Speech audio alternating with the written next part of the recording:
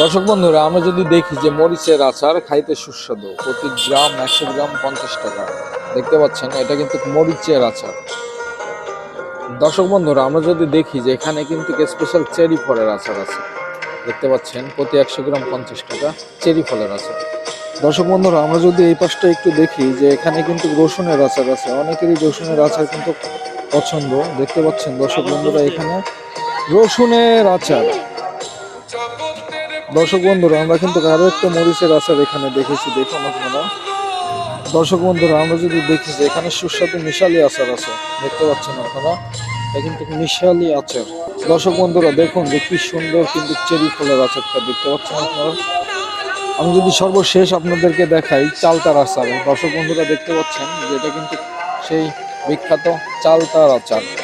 দর্শক বন্ধুরা, এই স্পেশাল আচারগুলো যদি খেতে চান, অবশ্যই আপনাদেরকে আসতে হবে বল্লভপুর মিশন মেলার মাঠ প্রাঙ্গণে।